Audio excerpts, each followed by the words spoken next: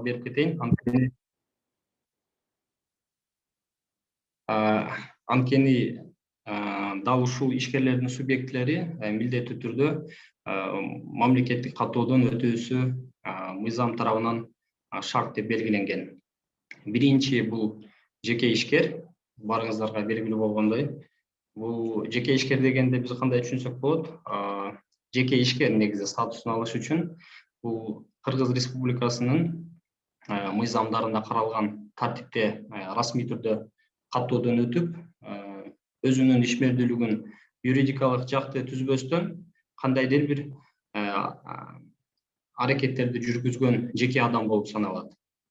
Ал эми юридикалык жак жөнүндө сөз айта турган болсок, юридикалык жак бул ушу жеке ишкерди эле мыйзам тартибиндегиндей мамлекеттик расмий түрдө каттоодон өткөн, өзүнүн балансында деп айтайын, обочолонгон кандайдыр бир мүлк болот, ошол мүлктү башкарган, ошол ишкананын атынан кандайдыр бир жоопкерчилик ала алган уюм, фирма, компания деп атап кетсе болот. Бунун синонимдери негизи өтө көп. Анан презентациянын алкагында да кенен юридикалык жактын бүгүнкү күндө именно коммерциялык структуралар жөнүндө кенен маалымат берип кетейин. Ишкердикти именно жеке ишкерлердин мамлекеттик каттоо процедурасынан баштайлы. Алгач жеке адам өзү чечим кабыл алып, мына эми жеке ишкердик менен алектенгенге аттанып, мамлекеттик каттоо процедурасына өтөрдөн алдын алгачкы 1-2 шарт бар. Ошол шартты аныктап, андан кийин ошол каттоо процедурасына өткөн бул өтө туура болот. Анткени бул мына презентацияда каралгандай эле, мына жеке адам, жеке ишкер катары мамлекеттик каттоодон өтөрдөн алдын кайсыл салык режими аркылуу өз ишмердүүлүгүн жүргүзүүнү аныктап алуусу зарыл. Эмне үчүн? Анткени бул салык режими мындай деп түшүнсөңүздөр болот. Тандалып, мамлекеттик каттоодон өтүп бекитилгенден соң, ошол салык режимдин алкагында кандай пайыздык салыктарды төлөйсүз, 1 айда төлөйсүзбү, же болгон бир патент алып ошол менен токтотосузбу, же болбосо 1 кварталда төлөйсүз, кайсыл салыктын түрлөрүн төлөйсүз,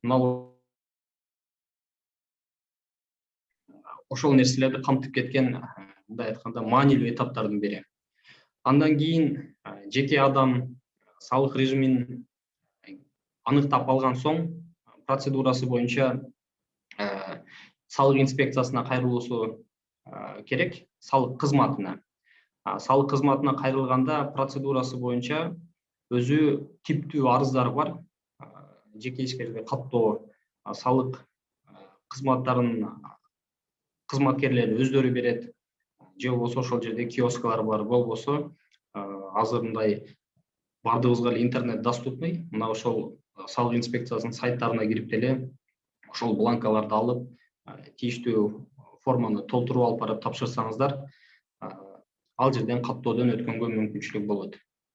Ал эми мөөнөттөрү жөнүндө сиздер салык режимин тандап, арыздын формасын толтуруп барып, салык инспекциясына тийиштүү терезеге тапшырып, ошол жердеги тейлеген кызматкерлерине тапшыргандан соң, салык кодексинде так жазылган 5 жумуш күндүк мөөнөттүн ичинде каттоодон өткөзүп берүүсү керек деген. Бул эми в обязательном порядке. Бирок мындай күнүмдүк тиричиликте биз түздөн түз ошол тармакта иштеген үчүн негизинен салык инспекциясына барганда адам көп болуп кеткенде эле ошондой бир мөөнөттөргө таянбаса, болбосо ошол эле күнү ачканга, же болбосо 1 күн убакыт өткөзүп ачканга шарттарды да түзүп беришет. Процедура, мамлекеттик каттоо процедурасы ошол сиздер тапшырып бүткөндөн кийин сиздерге расмий түрдө катталгандыгыңыз тууралуу, мамлекеттик каттоодон өткөн тууралуу жеке ишкер деп күбөлүк берет. Мына ошол күбөлүк берилгенден кийин сиздер жеке ишкер статусуна ээ болосуздар. Бир эле күбөлүк эмес, мисалы жеке ишкердиктин патенти негизинде иш алып барган ишкерлер бар. Ал ишкерлерге күбөлүк алуунун кажети жок. Бул тууралуу мен кенен презентациянын акыркы бетинде салык тууралуу маалымат бар, ошону айтып атканда дагы кенен айтып кетемин. Так. Кийинки кезек бул жеке ишкердин каттоо процедурасы бүттү. Каттоо процедурадан кийинки аракеттер тууралуу мына юридикалык жак экөөнүкү окшош, ошондуктан аягында юридикалык жакты каттоо процедурасын айтып бүткөндөн соң дагы кенен маалымат айтып кетем, дагы да түшүнүктүү болуш үчүн. Юридикалык жактын каттоо процедурасы. Биринчиден, юридикалык жакты кимдер түзүп алат деген суроого жооп алып алалы. Юридикалык жакты негизинен бир же андан көп жеке адам же болбосо юридикалык жак уюштуруучусу болуп чыкканга мүмкүнчүлүктөр болот. Бул деген эмне деген? Мисалга алсам, мен өзүм жеке жалгыз туруп юридикалык жакты негиздеп түзсөм болот. Мен өзүм бир партнерлор менен 2-3 адам болуп түзсөм болот. Же болбосо сиздердин ишканаңыздар бар. Ишканаңыздардын алдында дагы ишкана ачсаңыздар болот. Бул деген расмий түрдө мамлекеттик каттоодон юридикалык жак статусуна ээ болгон ишканаңыз. Азыркы учурдагы эң кенен тараган уюштуруктук формалары бул жоопкерчилиги чектелген коом, бул жакында ОСО деп дагы айтылат. Дагы да түшүнүктүү болуш үчүн айтып атам. Мына ошо жоопкерчилиги чектелген коом дагы башка бир ушул сымал коммерциялык структураларды негиздеп түздөп ачканга мүмкүнчүлүгү болот. Юридикалык жакты түзүп мамлекеттик катоодон алдын бир эң маанилүү учуру бул уюштуруу укуктук формасы. Мисалы, сиз бир жеке адам деп ошо жеке адамдан мисалга алып чыга берейин. Жеке адам юридикалык жак негиздегиси келип аткан болсо, кандайдыр бир тармакта иш алып барат деп. Мисалы, соода саттык деп айтайын.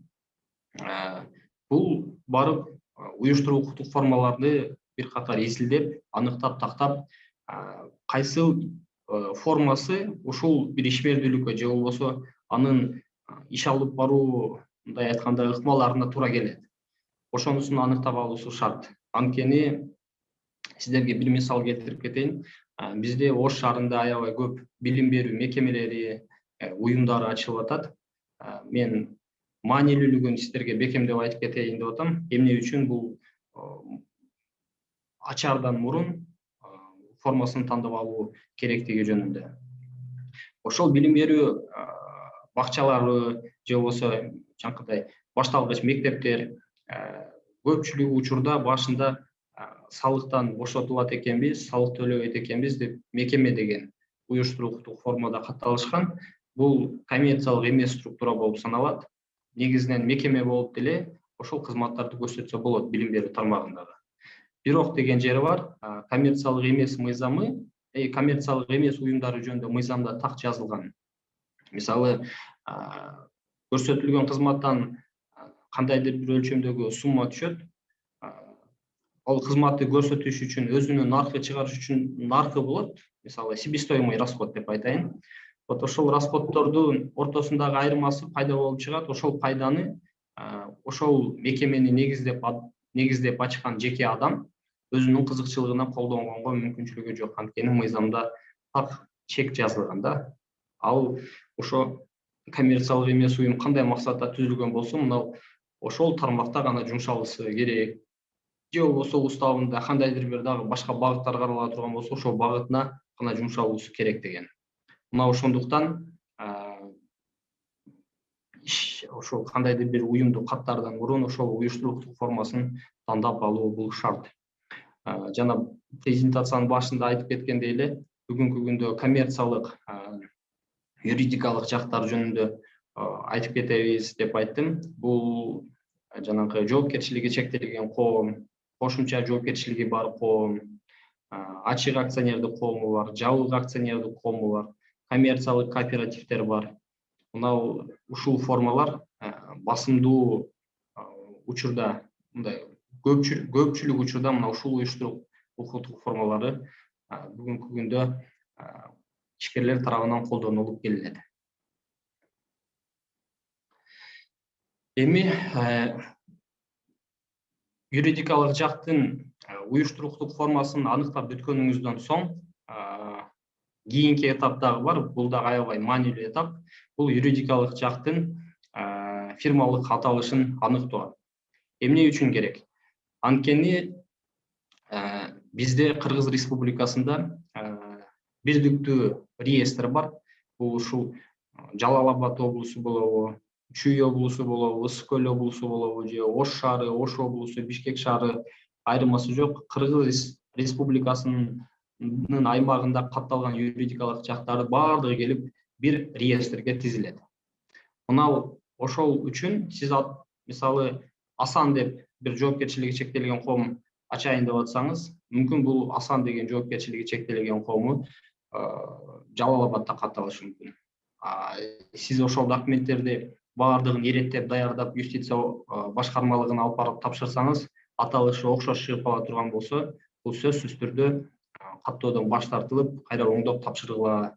Анткени аталышы кайталанып калыптыр деп сиздерге кайра кайтарып жиберишет. Юридикалык жактын фирмалык аталышын аныктоо үчүн кандай ыкмалары бар десеңиздер, бунун эки жолу бар. Эгерде мүмкүнчүлүгүңүздөр бар боло турган болсо, түздөн түз барып, ошо юстиция башкармалыгына атайын өзүнүн формасы бар. Ошо арызды толтуруп, мен ушундай аталышта, ушундай уюштуруктук формада юридикалык жак каттайын дедим эле, аталышын текшерип бериңиздер десеңиздер, ошол жерден алып, каттап, текшерип, анан сиздерге тийиштүү жообун кайтарып беришет. Анан жок, убактым жок десеңиздер, мына жерде ссылка бар. Бул ушу юстиция министрлигинин атайын сайтында атайын ошондой бир раздел бар, аталышын текшерүү жөнүндө. Эгерде даже мен сиздерге мындай наглядно ошону көрсөтүп деле берейин. Азыр ачыла турган болсо эле. Мынакей. Ошо юстиция сайтынын, юстиция министрлигинин сайты, мына база данных юридических лиц, Бакыт кечирип коесуз. Биз азырынча только сиздин презентацияңызды көрүп атабыз. Чыкпадыбы азыр, Чыга элек. Ошо поделиться экраном кайрадан кылып көрсөңүз, ошондой чыгат. Хорошо, азыр.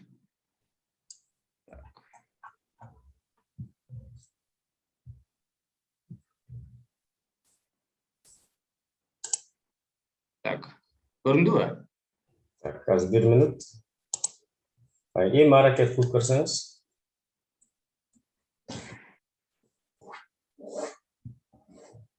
Көрүндүбү? Эми көрүндү. Рахмат. Мына жаңкы шилтеме менен негизи жөн эле ошол Кыргыз Республикасынын юстиция министрлиги десеңиздер деле, вот электронная база данных юридических лиц, филиалов и представительств деп чыгат. Мына поиск деген разделге кирип,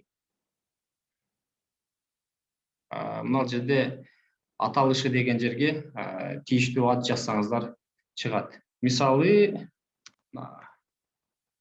Ала тоо деп жазайын. Ала тоо деп жазылгандан соң мына жерде кандай ала тоо менен байланышкан ишканалардын баардык аталыштары чыгат. Мына ошол жерден карап, эгерде сиздердин атап аткан аталышыңыздар ушул жерде окшош болуп чыга турган болсо, мына ал учурда сиздер сөзсүз түрдө аталышына кандайдыр бир сөздү кошуп, же болбосо бир башкача бир аталышка токтолушуңуздар бул шарт. Анткени бул жасаган аракеттериңиз кайда эле текке кетип, бекер убаракерчилик болушу мүмкүн. Эми презентацияга кайталдымбы, Элжар байке? Кайталдыңыз, рахмат. Так. Анан мисалы сиздер уюштуруктук форманы аныктап, кеңеш алып, токтолуп, фирмалык аталышын тактап бүттүңүздөр. Андан соң сиздер кайсыл жакка барасыздар?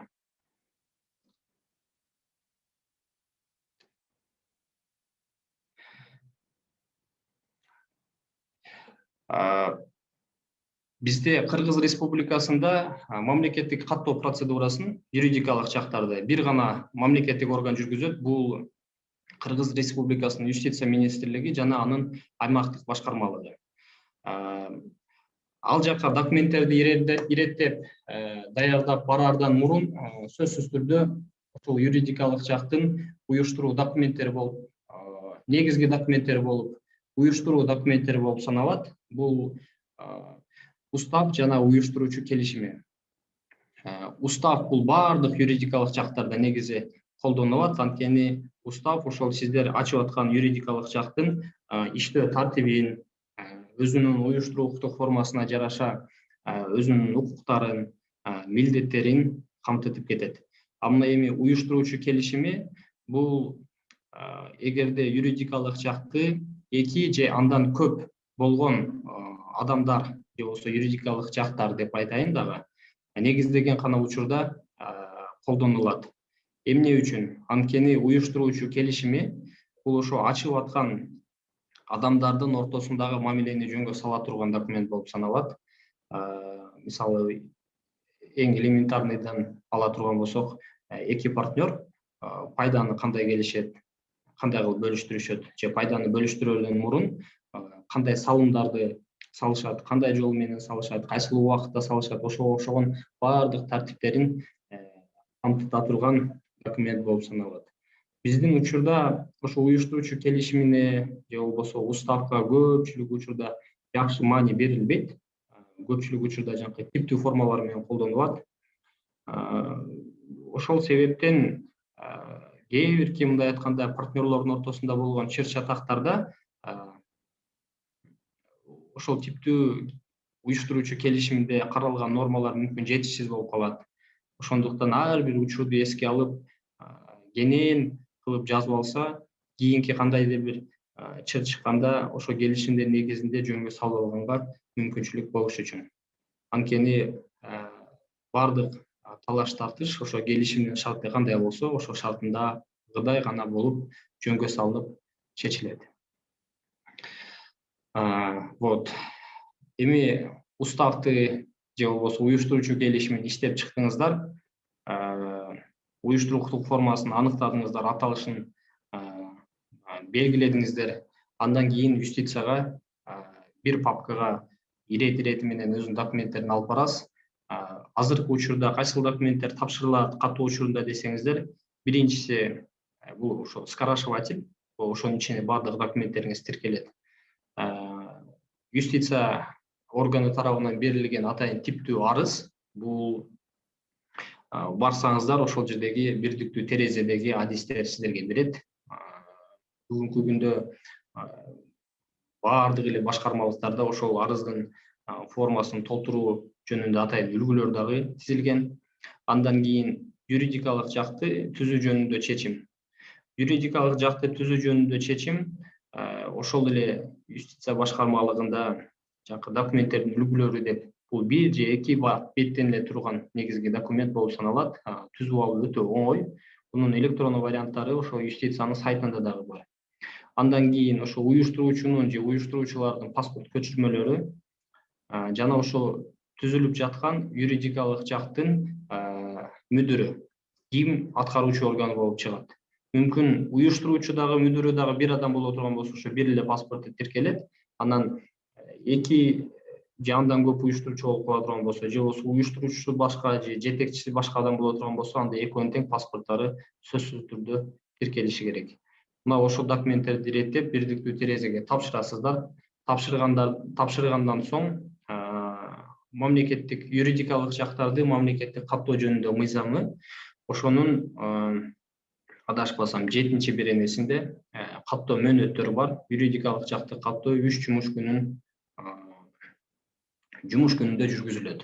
Бул жанакы дем алыш күндөр, майрам күндөр эске албаганда бүгүн тапшырдыңыздарбы? Тапшыргандан соң 3 күндөн кийин барып документтериңиздин баардыгы даяр, баардыгы туура боло турган болсо, анда соответственно сиздерге положительный кылып ответ чыгарып, мамлекеттик каттоодон өткөндүгү тууралуу күбөлүгүңүздү жана ошо мамлекеттик каттоодон өткөзүүнү тастыктаган атайында буйругу болот. Ошо юстиция башкармаларына ошо буйруктун көчүрмөсүн силердин колуңуздарга берет.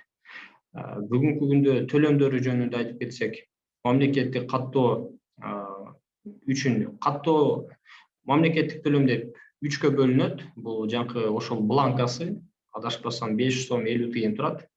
Кийин мамлекеттик каттоо үчүн төлөм деп 2-ге бөлгөн 100 сом, анан 405 сом ушундай. Ошондо жаңы банктын кызмат акылары менен 550 сомго жетип жетпеген төлөмдү төлөп, ишканаңызды негиздеп түздөп алсаңыздар болот. Мамлекеттик юридикалык жакты мамлекеттик каттоо датасы деп ошол күбөлүңүздө каралган дата жана ошол буйругуңузда чыккан дата болуп саналат. Экөөнүн датасы бирдей.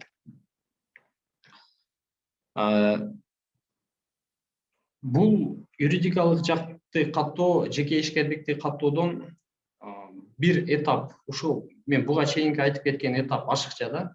Ал жактан каттоодон юстиция башкармалыгынан каттоодон өтүп бүткөндөн соң 30 календардык күндүн ичинде милдеттүү түрдө барып салык инспекциясына эсептик каттоого туруусу милдет.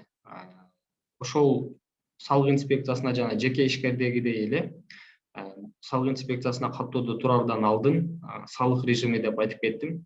Ошол салык режимин аныктап, кайсыл салык режими бул ошо юридикалык жакка более оптимальныйраак, кайсынысы туура келет, ошонусун тагыраак аныктап, кеңеш алып, тактап, анан кийин туурасын тандап туруп каттоого турса, бул дагы кийинки өзүнүн ишмердүүлүгүндөгү төлөгөн салыктарына кыйла таасирин берет. Эске алчу нерсе бар. Бул айтканда коллизия в законе деп айтайын. 30 күндүн ичинде деп айтылат. Мисалы, эгерде сиздер негиздеп түздөп калсаңыздар, айдын аягы бүгүн 29 число, 29 числодо мамлекеттик каттоодон өтүп бүтүп күбөлүгүңүздү ала турган болсоңуз, 30 күндү күткөнгө чейин кийинки айдын 28 болуп калат. Мамлекеттик каттоодон өткөндөн кийин сөзсүз түрдө болуп салык инспекциясына каттоодон өтүп, айдын 15-ine 20-сына чейин соцфонд боюнча, социалдык камсыздоо боюнча отчетторду тапшыруу керек да. Ошону барсаңыз өткөзүп бересиз. Мына ошон үчүн канчалык эрте барып эсептик каттоодон өтүп, ошол жерден параметр алып, кайсы салыктарды төлөйсүздөр. Ошодон эртерээк бүтүрүп процедураны, анан секин башка иштериңиздерге өтсөңүздөр болот. Айтканым ошо 30 күндү көп күтүүнүн кажети жок. Так.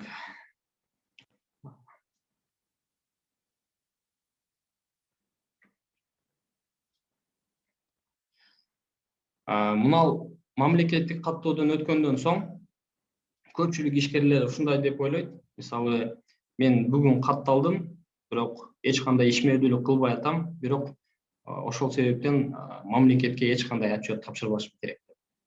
Мына ушул чоң катачылык бизге да көп ушул маселе менен кайрылат, мен ишкерликти колдоо борборуна. Эмне үчүн тапшырам, мен ишмердүүлүк кылбай атсам деп. Бирок мыйзамда так жазылган, мамлекеттик каттоодон өтүү сөзсүз түрдө мамлекеттин алдында өзүнө жүктөлгөн милдеттерди дагы так аткаруусу, ошо салык инспекциясынын кызматкерлери же болбосо статистика кызматкерлеринин, статистика башкармалыгынын кызматкерлери талап кылат. Буну айтканымдын себеби, каттоодон өтүп бүткөндөн кийин эч кандай ишмердүүлүк кылбасаңыз дагы сөзсүз түрдө 0 деген сан менен барып отчетторду тапшырып турушуңуздар керек.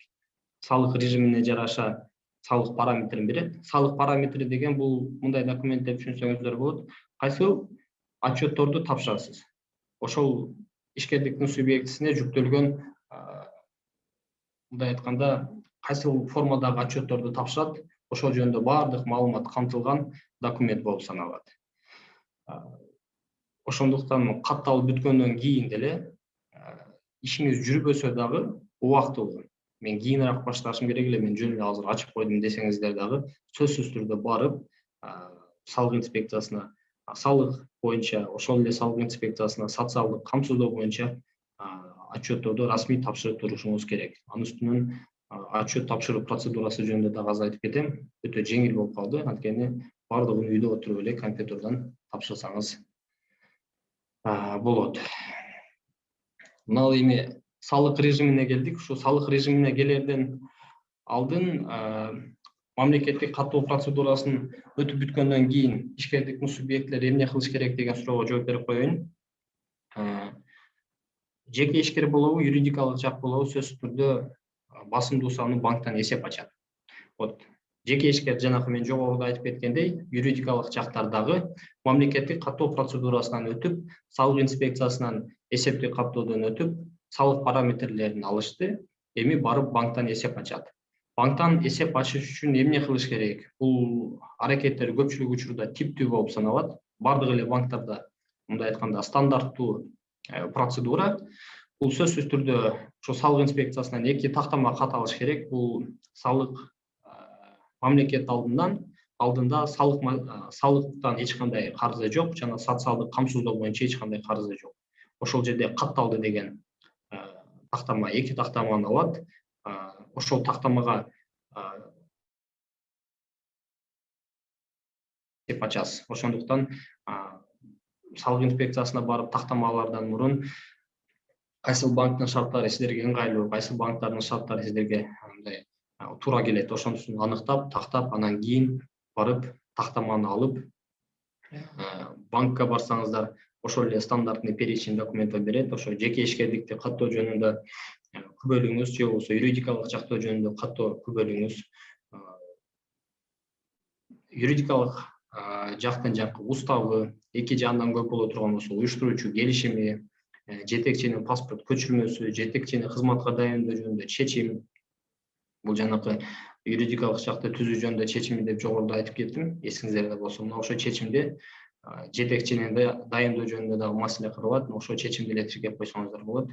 Андан кийин ошол банктагы өзүнүн атайын бланкалары болот. Жанакы бланки с образцами подписей и оттиском печати деп айтылат. Ошону нотариуска алып барып, колуңуздарды коюп, күбөлөндүрүп, печатиңиздардын оттисктерин түшүрүп, банкка барып арыз жазасыздар. Арыз жазгандан соң 1-2 күн карап, тийиштүү чечим чыгарып, сиздерден банктан эсеп ачып беришет. Банктан эсеп ачтыңыздар, андан соң жанакы салык инспекциясына барып, сөзсүз түрдө салык банктан ачылган жанакындай банковский реквизиты деп айтылат. Ошол реквизиттер боюнча маалыматты салык инспекциясынын кызматкерлерине жанакы тактама берип атканда ошолор дагы эскертет. Бизге эсеп ачкандан кийин реквизитти алып келип бергиле деп. Ошол реквизитти алып барып берүүңүздөр керек. Андан кийин жанакы мен айтып кеттим, азыркы учурда отчетторду тапшыруу өтө жеңил болуп калды. Анткени жанакы салык инспекциясына барып арыз жазасыз, ал дагы атайын формадагы арыз. Ошол арызды жазсаңыз, салык инспекциясынын сайтындагы атайын бир разделы бар, электронный сервиси деп. Мына ошол электронный сервиске сиздерге доступ берет. Логин, пароль. Логин, пароль алып, өзүңүздөрдүн личный кабинетиңиздерди активация кылып, мына ошол личный кабинетти колдонууну гана үйрөнүп алсаңыздар, анан бухгалтерлик, рекиналыгыңыздар болсо, өзүңүздөр кылсаңыздар болот. Анан адашпайын десеңиздер, анда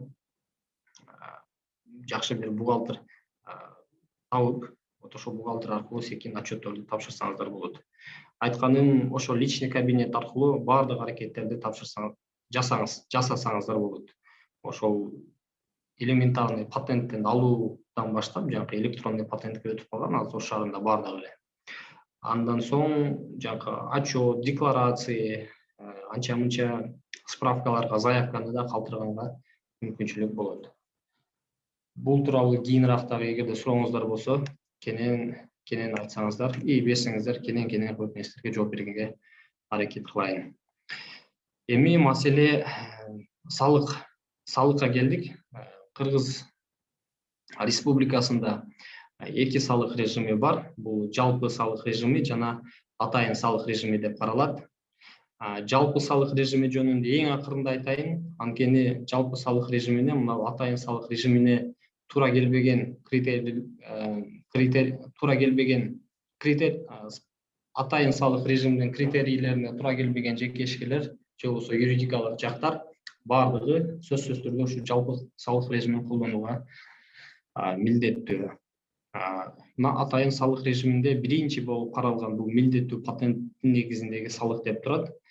Милдеттүү патент бул Кыргыз Республикасынын салык кызматынын, мындай айтканда, буйругу менен бекитилет. Мен билгенден 3-4 жылда кез жыл сайында жаңылаган учурлар болот. Буйругу менен бекитилет. Кайсы ишмердүүлүктүн түрлөрүнө ушул милдеттүү патентти колдонсо болот, кайсы ишмердүүлүктүн түрлөрүнө колдонсо болбойт. Жана региондорго жараша ошолордун ставкалары. Милдеттүү патентке салыктын баардык түрлөрү кирет. Бул жанкы сатуудан болгон салык, пайдадан болгон салык. Андан соң болгону социалдык камсыздоо боюнча страховой полис деп айтылат. Страховой полис төлөсөңүздөр болот. Жеке ишкер, мисалга алганда, жеке ишкер обмен валютаны силерге мисалга келтирейин. Мына обмен валютадагылардын баардыгы же болбосо парикмахер, же болбосо салоны красоты, мына ошолор обязательный патентке туура келет. Алар ошол жерде өзүнүн ишмердүүлүгүн жүргүзө берет, обязательный патентте төлөйт, андан сырткары эч кандай салык төлөбөйт. Болгону эгерде бир парикмахерскийди ача турган болсо, баардык салыктарын өзү төлөй турган болсо, кошумча бир кызматкерлери боло турган болсо, ошолорго как наемным работникам социалдык камсыздоого өзүнүн тарифи боюнча төлөмдөр бар, ошонусун төлөшөт. Жана дагы алардын пайдадан подоходный налог деп айтылат. Канча айлык алса, ошонун тийиштүү тарифтеги подоходный налогун төлөп берүүсү шарт. Милдеттүү патентти ким алганга мүмкүнчүлүгү бар деген суроо боло турган болсо, буну жеке ишкер дагы алса болот, юридикалык жак дагы алса болот. Эми ыктыярдуу патент жөнүндө айтып кетейин. Ыктыярдуу патент бул дагы ошо салык кызматынын буйругу менен бекитилген атайын ишмердүүлүктүн тизмелери бар. Мына ошол ишмердүүлүктүн түрүнө сиздердин же болбосо кайсы бир ишкердин иши туура келе турган болсо, мына ошол ыктыярдуу патенттин негизинде колдонуп ишин жүргүзгөнгө мүмкүнчүлүктөрү болот. Милдеттүү патенттен айырмаланып, ыктыярдуу патентти бир гана жеке ишкерлер гана колдонгонго мүмкүнчүлүгү бар. Юридикалык жактарга ыктыярдуу патент берилбейт. Ыктыярдуу патент ошол милдеттүү патенттегидей эле баардык салыктарды камтыйт. Анан ишкердин ишмердүүлүгү деп айтайын, жакындай пороговая сумма деп белгиленген 8 миллион сом деп. Ошол акыркы 12 айлык обороту ошол 8 миллиондон ашпай турган болсо, анда ыктыярдуу патенттин негизинде иш алып барса болот. Эгерде аша турган болсо, анда сөзсүз түрдө башка салык режимин тандап чыгып кетүүсү керек. Ыктыярдуу патенттин дагы бир минусун айтып кетейин. Бул импорт деп айтылат. Чет өлкөдөн расмий түрдө кандайдыр бир продукцияларды же болбосо товарларды импорт кылганга мүмкүнчүлүгү жок.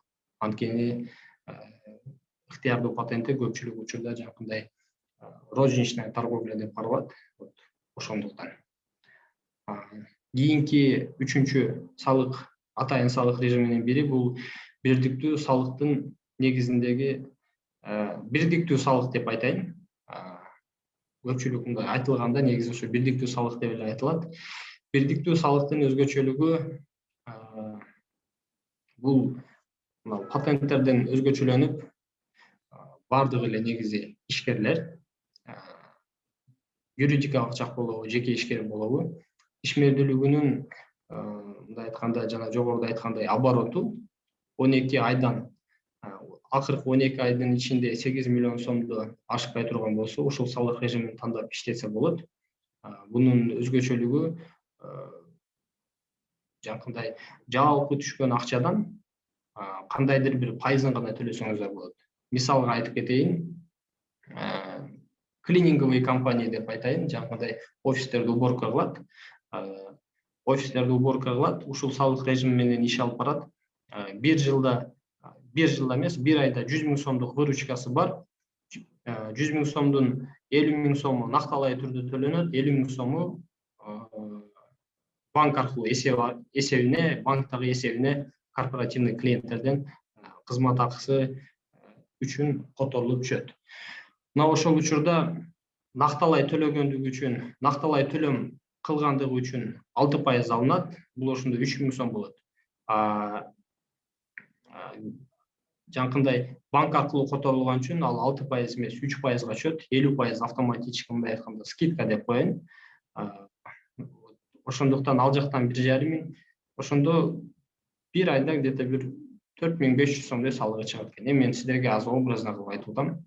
Ар кимдин ишмердүүлүгү өзүнчө, ошого жараша кенен дагы айтып кетем. Андан кийин салык контрагы.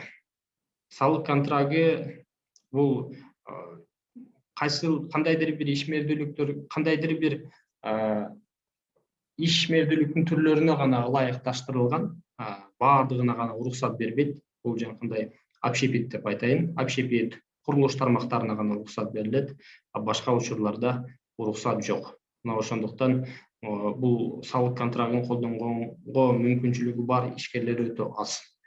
Бунун артыкчылыгы бул салык инспекциясы менен барып, мындай жалпак тил менен айтканда, ишкер салык инспекциясы менен келишим түзөт, кандайдыр бир оборотун анализ кылып берет, салык инспекциялары да келип налоговый пост кылып коет, текшерет. Ошол берген анализине салыштырат, туура чыга турган болсо, сен бизге бир жылда же болбосо бир айына 100 000 сомдон салык төлөйсүң. Калган баардыгын өзүң каалагандай кылып иштете бересиң деген маанидеги салык. 1 миллион сомдук соода болсо деле 100 000 сом төлөйт, 500 000 сомдук соода болсо деле ошол 100 000 сомун төлөйт. Салык контрагынын негизги системасы. Эркин экономикалык аймактардагы салык режими. Бул жанакы свободная экономическая зона деп айтылат. Негизинен салыктын эгерде ошол ССГ барып,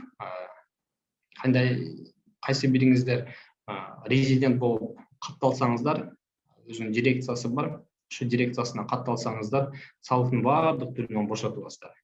Болгону ошол өзүнүн дирекциясына жүргүзгөн соодаңыздардан 0,5%дан тартып 2%га чейин бул ишмердүүлүктүн түрүнө жараша төлөй турган төлөм жакындай накталай же болбосо безналичный ошол формаларына жараша аз же көп болуп кете берет. Жогорку технологиялар паркы салык режими. Бул жөнүндө да кыскача эле маалымат айтып кетейин. Парк высоких технологий деп, бул көпчүлүк тармакта IT тармагын колдойт. Ошо IT тармагында иш алып барган ишкерлер боло турган болсо, ушул дирекциясына барып, резидент болуп катталып, кайра салык инспекциясына келип, ушул салык режимине өтө турган болсо, бул салык режиминде дагы баардык салыктан бошотулат. Болгону ошол банк аркылуу болобу, накталай алабы, ошол суммасына жараша 1% дирекциянын эсебине акы катары төлөп бергенге милдеттүү болот. Бул деген ошо 1 миллион сом болобу, 100 000 сом болобу, ошонун 1%ын төлөйт. Бир айлык оборотунан зависимый. Ошол менен өтөт. Эң акыркы салык режими бул чекене соодадан алынуучу салыктын негизги салык салуунун жөнөкөйлөтүлгөн системасы. Бул ушул 2021 жылы январь айынан тартып кирди. Бул жаңы иш баштап аткан ишкерлерге аябай сонун шарт, аябай сонун мүмкүнчүлүк. Бул салык режими чыкканда мен дагы аябай сүйүнгөм, анткени азыр айтып берейин. Чекене соодадан алынуучу салык бул эгерде сиз жеке ишкер болсоңуз, бул юридикалык жактарга колдонулбайт, жеке ишкерлерге гана колдонулат. Анан элге, коомго кандайдыр бир кызмат көрсөтсөңүздөр же кандайдыр бир соода кыла турган болсоңуздар, ушул салык режимин тандаганга мүмкүнчүлүгүңүздөр болот. Ошондой эле бул дагы жанакындай 8 миллион сомдук порогтун ашпаш керек деген шарты бар. Сөзсүз түрдө контрольно кассовый машины деп айтылат. Ошол контрольно кассовый машинаны иштеткенге дагы милдеттүү болот, бирок бунун салыктык пайызы өтө төмөн. Мисалы, жеке ишкер болуп быйыл катталдыңыз, 2022 жылын айтып кете берейин, анткени жылга бөлгөн. 2022 жылы катталдыңыз, биринчи жылы эч кандай салык төлөбөйсүз. Биринчи жылы баардык салыктын түрлөрүнөн бошотуласыз. Эгерде ушул салык режимине туура келип ишти баштасаңыздар. Болгону сиздин соодаңыз болгону ачык болуш керек. Сөзсүз түрдө контрольно кассовый машина колдонуп, онлайн форматтагы. Азыркы учурда контрольно кассовый машина телефондорго да улаганга мүмкүнчүлүк болуп калды. Бизде Ошто 3 соода сотовый оператор барбы? Жаңы Ошка, Мегаком, Билайн.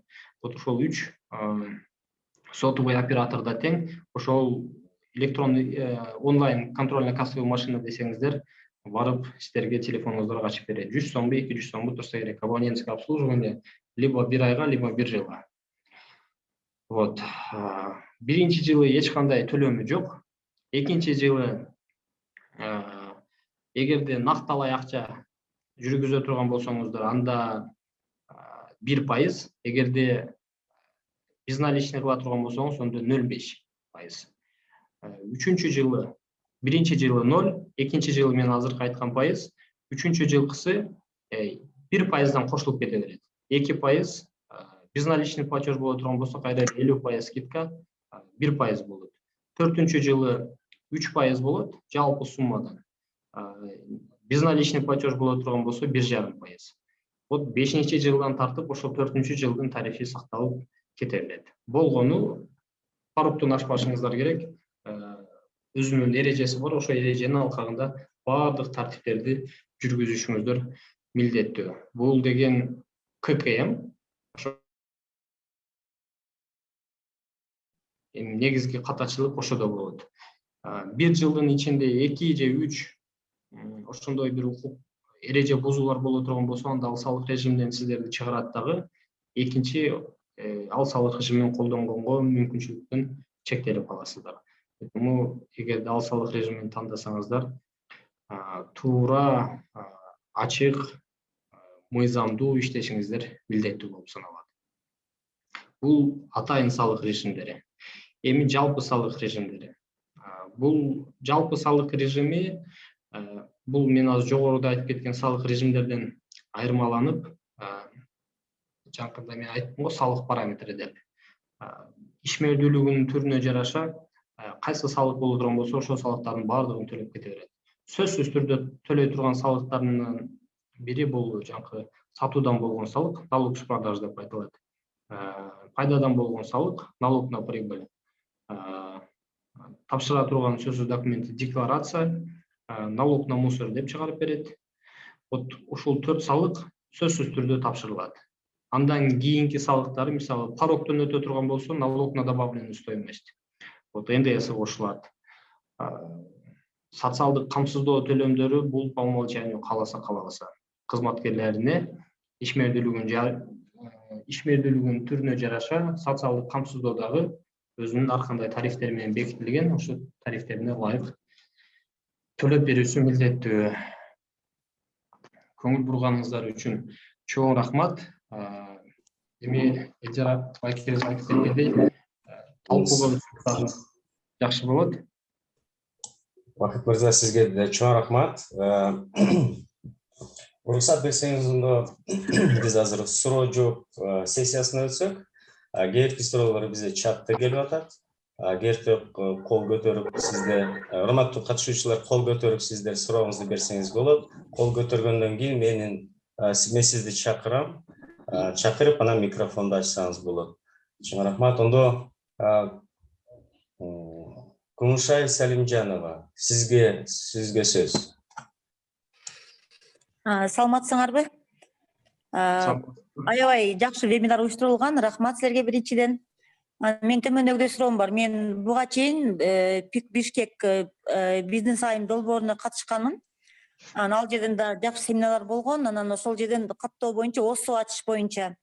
Значит, мен июнь айында балдарды окутуу борборун ачканмын.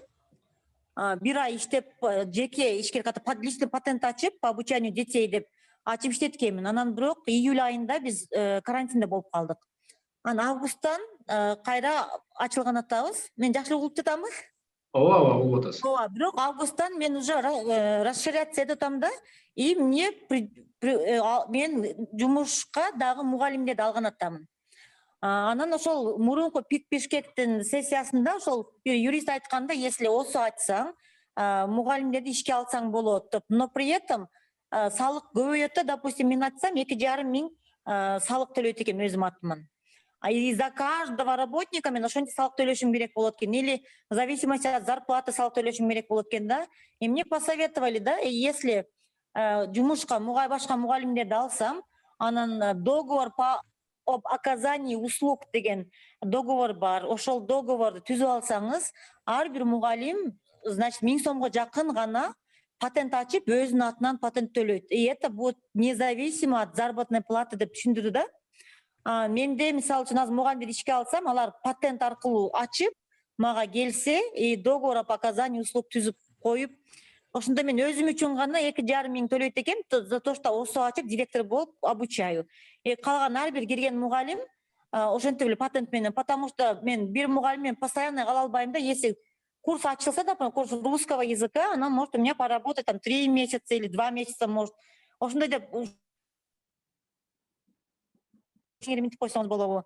Анан осого ачып мен ал мугалим жалдап алсам, ал мугалим 1 айдан кийин иштебей коюшу мүмкүн. Ошол жактан более подробно түшүнүп берсеңиз деп суранат элем. Суроом түшүнүктүү болгон болсо. Сурооңуз түшүнүктүү болду. Мен түшүнүгүм боюнча сиз билим берүү тармагында иш алып барасыз. Жоопкерчилиги чектелген коом уюштуруу формасына юридикалык жакты негиздегенсиз. Жанкы жогоруда айтып кеткен дегидей эле негизи. Мамилени түзгөндө 2 жолу бар. Бул жанкындай эмгек келишими негизинде, анан жарандык келишимдин негизинде.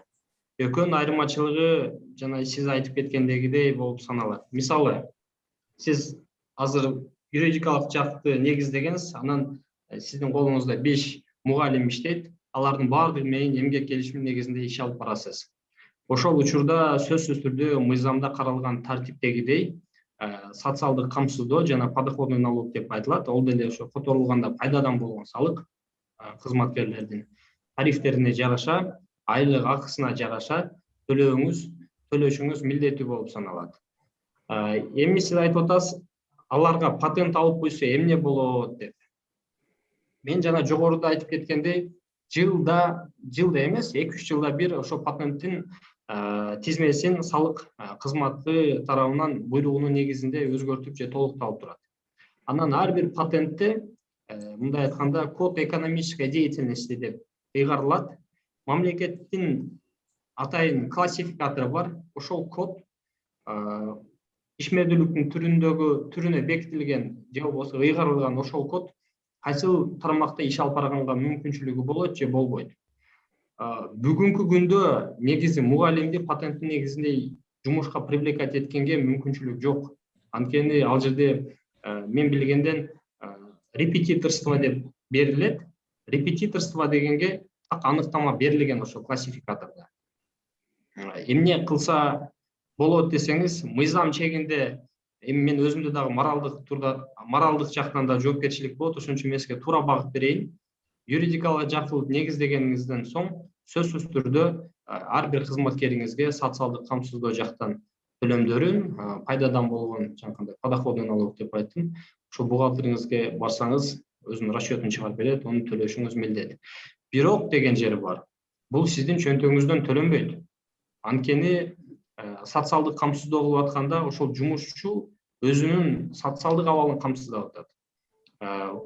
Жанагындай подоходный налог төлөп атканда өзүнүн ошол сиздерден айлык алгандыгы үчүн өзү пайда көргөндүгү үчүн салык төлөп атат. Ошол себептен өзүнүн акысынан төлөйт. Сиз айлык берип атканда болгону кармап, тийиштүү төлөмдү төлөп коюшуңуз керек. Болгону жумуш берүүчү тарабынан социалдык камсыздоодо 17,25% каралган. Мисалы, сиздин кызматкериңиздин жалпы кызматкериңиздин фонд оплаты труда деп айтайын, 1 айлыгы 100 000 сом боло турган болсо, ошонун 17,250 сому туура келип калат сизге как жоопкерчилик катары. алардын социалдык абалын камсыздоо үчүн. Калган 20 000 сомду өздөрүнүн чөнтөгүнөн төлөп бериши керек. Мен жообум сизге канааттандырарлык эле болду. Анан эгерде жакшы түшүндүрө албасам, кошумча суроо берсеңиз, бир жолу так жооп берип, сурооңузга жооп алгандагыдай болуш үчүн. Ооба, ошол мага да ошол сиз түшүндүрүштү, бирок эгерде мен ушул 17 000 сомду, допустим, төлөп, мындайча айтканда, кымбат мугалимдердин юридический жактан ишке алып, неме салык төлөгөн кымбат болуп түшүп калат экен да. Мисалы, бир мугалимге мен 2,5 000 сом ар бир мугалим төлөшү керек болот экен да. Ошол чисто невыгодно болуп калат да, мугалимдер өздөрү деле бизден зарплата анчалык, чтобы 2,5 000 төлөй тургандай көп зарплата алышпайт да мугалимдерчи. Мындай. Беркинде мен азыр мисалы 960 сом төлөйм, эмне ошо неме боюнча, патент боюнча иштеп жүрөм, англис тилин берем окуучуларга, и тренинг өтүп турам мугалимдерге. Ошол патент боюнча иштеп жүрөм да, ошондой кылып койсо болбойбу мугалимдериме дагы? Мен 960 сом гана төлөйм, соцфонд, налог менен кошу, независимо от полученной заработной платы. Андай кылып койсоңуз болот. Мен айткандай эле репетитор кылып, ал өзүнчө репетитор болуп саналат. Мындай мыйзам жагынан караганда, укуктук жактан караганда ал өзүнчө болот, сиз өзүңүзчө болосуз. Экөөңүздөр тең өзүнчө ишкердиктин субъектиси болуп саналасыз. Сизге түздөн түз жумушчу катары подчинение кылганга ал дагы милдеттүү болбой калат. Эми ортодо талаш тартыш чыга турган болсо, ал дагы айтат: мен өзүм кызматымды көрсөтүп атам, сен өзүң кызматыңды көрсөтүп атасың, мен кухняма киришпе депчи. Эми талаш тартыш чыгып кала турган болсо, бирок сиз айткандай эле көпчүлүк учурда именно репетиторлор, мисалы, бир помещенияны арендовать этип, баардыгы өзүнчө патент алып, ошол жерде помещениянын арендасын ортодон бөлүп туруп эле төлөп, өзүнчө иштегенде эле болуп иштегендер дагы бар. Репетитор дегенде бизде, ошо сиздин ишмердүүлүгүңүз жөнүндө дагы тагыраак бир маалымат айтып коеюн. Бизде лицензия, закон о лицензионно-разрешительной системе деген бар. Ошодо билим берүү тармагы лицензия алууга милдеттендирилген. Ошондуктан эгерде сиз ошол тармакта иш алып барсаңыз, сиз патенттин негизинде иш алып барбастан, юридикалык жак негиздеп, сөзсүз түрдө лицензия алып, андан соң гана ошол ишмердүүлүгүңүздү жүргүзгөнгө укугуңуз болот. Репетиторство дегенге жана мен айткандай эле, ол кандайдыр бир мөөнөткө, кандайдыр бир саатка дагы чектеп койгон. Эгерде мүмкүн болсо, мен телефонду мына чатка жазып коеюн. Ошол чатта WhatsApp номер бар, жазсаңыз, мен сизге ошо репетиторствонун мамлекет тарабынан берилген аныктамасын так жөнөтөйүн. Ошондой сиз дагы өзүңүзгө кенен маалымат болот. Мен азыр WhatsApp Бакытбек деп жазып коем. Ошол жака өзүңүз жазып, мен ушул суроо менен кайрылдым эле го деп эле кабар берип койсоңуз, мен сизге калган жообун жөнөтүп коем. Рахмат чоң жообуңуз үчүн. Чоң рахмат. Саламатыңыз жеке. Чоң рахмат. Самидинова Гүлбатка келиңиз, сиз кол көтөрүп атасыз.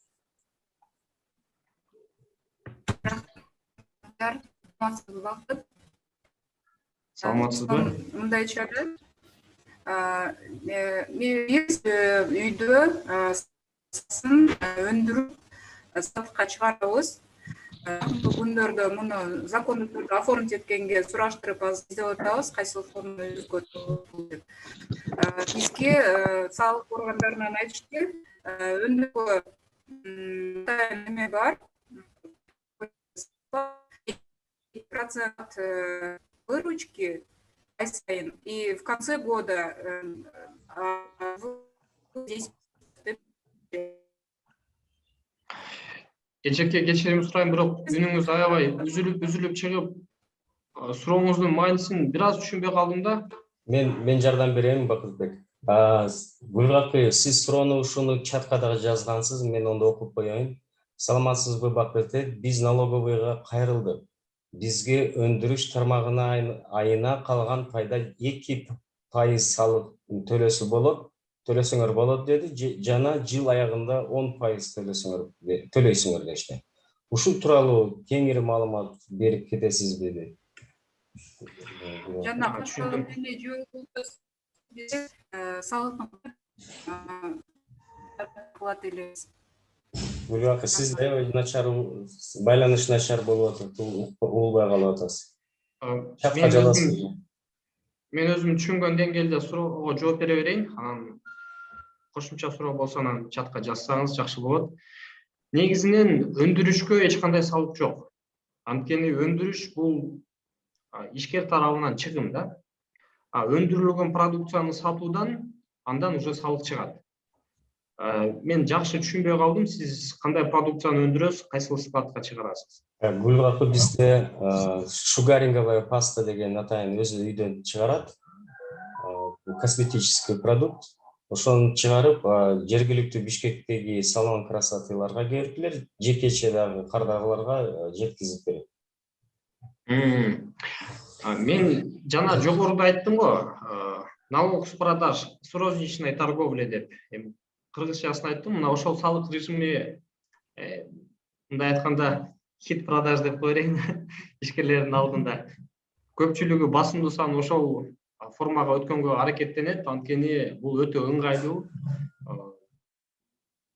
Ошондуктан ошол салык режимине өтүп, болгону сатуудан болгон выручкаңызды сөзсүз түрдө салык кызматына онлайн форматта телефонуңуз аркылуу маалыматтарды берип турсаңыз, бул атайын өзүнүн тиркемеси бар, приложениясы. Мына ошодон анан салык чыгат. Биринчи жылы мен айткандай эле эч кандай салык төлөбөйсүз. Экинчи, үчүнчү, төртүнчү жылы бул жанакындай 1%, 2%, 3% болуп жогорулап кете берет. Эгерде акчаңызды сиз накталай эмес, жанакы ошо салон красотылар сиздин өзүңүздүн эсегиңиз болсо, эсегиңизге которо турган болсо, ал учурда сиз ошол эле салыктардын 50%-ын гана төлөйсүз.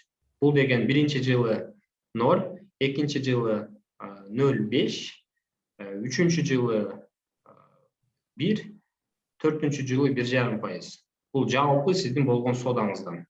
Болгону ошо бир-эки шарттары бар, ошол шарттарын аткарып туруңуз. Бул эң негизги шарты ошол контрольная кассовая машина. Телефон аркылуу сөзсүз түрдө ар бир жасаган содаларыңыз тууралуу маалыматты салык инспекциясына жеткизип турушуңуз керек. Эч кандай 2%-дык башка салык жок. Мүмкүн сиз туура эмес түшүнүп калгандырсыз. Чоң рахмат, Акмырза. Ондо Манас, Досанов Манас. Саламатсыздарбы? Бактыбек, менде суроо мындай да. Биз ошо ачкан элек. Анан ошодо азыр жана ай сайын эме соцфонд төлөп турасыңар деди да. Ошондо биз ишканада 2 киши иштейбиз. Ошондо канча төлөшүбүз керек болот? Мен өзүм, анан иним иштейт. Сурооңуз түшүнүктүү, саламатсызбы? Мен жогоруда айтып кеттим эле. Негизи айлык акыдан чыга турган социалдык камсыздоонун суммасы ошол сиздердин алган айлык акыңыздардан гана чыгат да. Анан алып барган ишмердүүлүктүн мындай айтканда түрүнө жараша. Жеңил өнөр жай боло турган болсо, же болбосо жөн эле кызмат көрсөтө турган болсоңуз, мына ошолордун айырмачылыгына жараша пайыздары жогорулап же төмөндөп турат. Мисалы, эң Учурда кызмат көрсөтөт. Эң обычный ошо. Мисалы, сиз 10 000 сом айлык аласыз, 5 000 сом айлык алат деп айтайын. 5 000 сомдук. Же болбосо 10 000 сомдон 20 000 сом фонд оплаты труда турат, 1 айлык. Ошол 20 000 сом акчадан биринчи түрдө социалдык камсыздоо алынат. Социалдык камсыздоонун бүгүнкү күндөгү пайыздык көрсөткүчү бул 27,25%. Подоходный налог бул 10%. Ошондо жалпы алганда 37,25% болуп калат. Ошондо 10 000 сомдон 3,725 сомго, эми мен азыр условно айтып атам, ал жерде жанагы кемите турган учурлары болот. Ошондо 10 000 сомдон где-то бир 3200-3300 сомдук социалдык камсыздоо плюс подоходный налог. Бакыт, кечиресиз. Бакыт, сиздин микрофонуңуз өчүп калды окшойт. Мен кайсыл жерден өчүрүп алдым? Где-то 2-3 секунд эле. Ошол 10 000 сомдон мен айткандай эле где то 3200-3300 сомдук ар бириңиздерден ошондо социалдык камсыздоо плюс подоходный налог чыгат. Ал эсепти да тагыраак отуруп алып калькулятордон чыгарса болот. Мен так сумма керек боло турган болсо. Мен азыр условно айтып атам. Анан баардык эле учурда төлөш кажети жок. Мисалы бир айда ишиңиз жүрүп, анан экинчи айда эч кандай иш жүрбөсө, анда соответственно ошол айда 0 көрсөткүч менен тапшырып отчетуңузду эч кандай төлөм төлөбөсөңүз деле болот. Эч ким сизди ону төлөшүң керек, эмне үчүн 0 тапшырдың деп жарга такап же милдеттендирбейт. Рахмат жан. Чоң рахмат. Амангелди эке, келиңиз. Саламатсыздарбы, жалпы катышуучулар, саламатсызбы Бакыт мырза. Мына жерде салык режиминин эң ыңгайлуу түрү багы чекене соодадан төлөнүүчү салык деп айтып өттүңүз. Бул жерде негизги аткаруучу шарт кассалык контролдук машина. Ошол кассалык контролдук машинаны колдонууда кандайдыр бир проблемалар жаралбайбы? Мындай системага, кандай бир системага түшкөнбү? Андан кийин ушул жерден эле кошумча суроону тактап кетейин бир жолу. Практикадан мен билем да, мурда ошол түшкөн кирешесинен кандайдыр бир салык төлөп жүрүшкөн. Андан кийин ар 3 ай сайынбы, 6 ай сайын отчет берип турган. Быйылдан баштап ошол эле ишкерлерге ушул салык режиминен чыгарып салышты да. Сөзсүз түрдөгү патент кирешеси канча болот? Кирешесинен эч көз карандысыз бир суммадагы патентти төлөшөт да, ошого киргизип коюшуптур. Мындай ситуацияда биз кандай аракеттер жасашыбыз керек? Рахмат. Биринчи маселе, жанагы бул системага түшкөнбү, азыркы учурда баары эле колдонуп атабы, колдонбой атабы деген мааниде бердиңиз окшойт. Бул салык режими мен айткандай эле бул жаңы салык режими 2021-жылдын январь айынан тартып күчүнө кирген.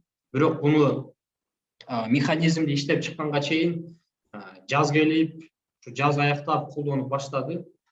Бүгүнкү күндө колдонулуп жатат. Жаңкы онлайн ККМ, контрольно кассовая машина дегеним, ал дагы 2021-жылдын 1-июлунан тартып өкмөттүн токтомунун алкагында күчүнө кирди. Мына ошондуктан бул бардыгы эле жаңы болуп атканда сөзсүз түрдө бир кандайдыр бир мындай айтканда препятствие деп айтайын, же болбосо упущениялар болсо керек. Эми мен азыр алдыбыздагы менин тажрыйбымда пока ондой бир проблема боло элек, бирок бардыгы эле катталып атат. Мен өзүм жеке барып сопровождение кылып, каттатып, ошо онлайн ККМ алган учурлар деле болду. Азыркы учурда колдонуп деле келип атат. Азыркы учурда алга эми системага толук түштү деп айта албаймын, бирок колдонуп эч кандай тоскоолдуксуз эле ишке ашырып келип жатат. Болгону жана мен айттым го, бул жаңкы сотовый операторлор тарабынан берилген онлайн ККМдер атайын тиркеме берип, ошол тиркемеге доступ определенный төлөм алынып атат. Ал жерде чек чыгарганга мүмкүнчүлүк жок. Мен кече жакында ошо салык кызматкерлери менен ошол маселени сүйлөшкөндө алар айткан, чековый аппаратты азыркы учурда карап атат. Эгерде милдеттендире турган болсо, тийиштүү ченемдик акт чыгып, өкмөттүн токтому чыга турган болсо, анда ошол нерсени да талап кылабыз деп. Бирок азыркы учурда только ККМге гана басым салат. ККМ барбы? Кандай форматта? Бул жанкындай чоң калькуляторго окшогондогу контрольный кассовый машиналар бар, жаңы технологияга ылайыкташтырылган онлайн форматтагы. Анан жанкы телефондогу тиркеме. Өзү отдельный аппарат болсо, өзү чек дагы чыгарганга мүмкүнчүлүгү болот, а телефондогу чек чыгара албайт. Ошолорго возможно жакынкы арада чечилип атат. Колдонгонго, скорее всего, обязывать этет дейт. Эгер этет турган болсо, анда ошондой чековый аппарат алат, ол ондой эле чоң бир суммада турбайт деп уктум, где-то 1000–1500 сомдой турат депчи. Экинчи сурооңуз боюнча, эгерде ишкер кандайдыр бир салык режиминде ишти алып барып атат, бирок салык кызматкерлери тарабынан ал салык режимден чыгарып, башка салык режимине отургузду деп айттыңыз. Туура эле түшүндүмбү? Ооба. Мындай тактап айтканда, кирешесине карап салык төлөп жүргөн, быйыл деди окшойт, эми ошо быйылкы жылдан баштап ал салык режиминен чыгарттыр дагы, мындай обязательный салык, мындай патент режимине салды да. Түшүнүктүү болдубу? Түшүнүктүү. Негизи патент бул өтө ыңгайлуу салык режимдин бири да. Анан эми аз ишмердүүлүктүн түрүн мен так билбеймин да. Мисалы, обязательный патент дегени бар, милдеттүү түрдөгү патент. Ал ишмердүүлүгүнүн түрүнө жараша сөзсүз түрдө ошол патентти алып иштеш керек. Ыктыярдуу патент деген бар, бул өзүнүн аталышына жараша ыктыярдуу. Кааласа ошону колдонот, кааласа колдонбойт. Ошондуктан эмне иш алып барат, болбосо жаңкы мен чатта жазып койдум. Кененирээк маалымат алайын десеңиз, эгерде Ош шаарында турган болсоңуз, мен жана айтып кеттик го, биз дагы ишкерликти колдоо борборунда иштейбиз. Биздин түздөн түз милдет дагы ошол ишкерлерди колдоо, ал маселени чечкенге эми жөндөн жөн келип, өзүнүн кызматтык абалын колдонуп, мынага өтөсүн деп эле налево направо качать эте турган болсо, анда соответственно жардам бергенге мүмкүнчүлүк болот. Анын үчүн сөзсүз түрдө ошол кагаздарын карап, анан бир укуктук баа берген туура болот. Азыр сөзүңүзгө таянып так жооп бере албай атам да. Эгерде обязательный патентке туура келе турган болсо, анда сөзсүз түрдө алат. Анан добровольный патентке өткөзө турган болсо, кааласа алат, кааласа албайт. Ушундай. Рахмат чоң. Чоң рахмат. Манас, сизде дагы сурооңуз бар окшойт. Бериңиз. Биз бир күнү чолпон эжеге суроо бердик эле го, жана эми боюнча шот ачкан боюнча. Биз шот ачып туруп, эгер жана эл сом менен бизге келген кардарлар наличка акча төлөй турган болсо, ошол акчаны биз алып туруп, ошол биздин эле бир досубуз эл сом менен которуп койгон болсо шотко, болобу, болбойбу?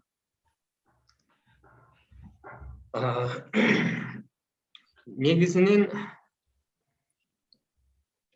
эл сомду ачаардан мурун дагы эл сомдун дагы түрү бар да. Жаңкындай жеке клиенттерге, мындай мага окшогон жеке адамдарга, анан ишкерликтин субъектилерине.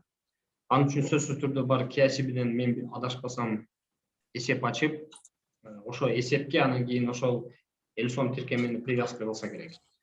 Негизинен сияткан методиканы колдонсо болот. Бирок деген жери бар, эгерде салык кызматкерлеринин кандайдыр бир ошол накталай төлөгөндүгү тууралуу сизге мисалы клиент келди, анан сиз ага сөзсүз түрдө чек сурай турган болсо, же квитанция сурай турган болсо чыгарып берсеңиз, за наличный платеж деп. Ошодон улам дагы сөз тийип калбаш керек негизинен. А так, сиз айтып аткан методиканы негизинен колдонсо болот. Эгерде шаарда турган болсоңуз, же ошондой бизнес центрлерде жайгашкан болсо офисиңиздер, жакындай терминалдар бар го, платежный терминал.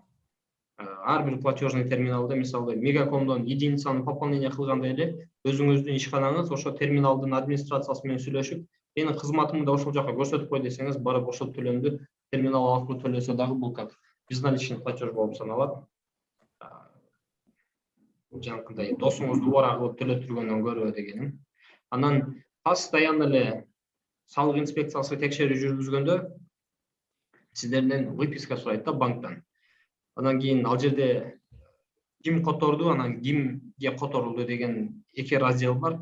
Которду деген жерде постоянно эле бир адам чыга бере турган болсо, алган адам дагы бир эле адам чыга бере турган болсо, анда соответственно сизге минус болуп калышы мүмкүн.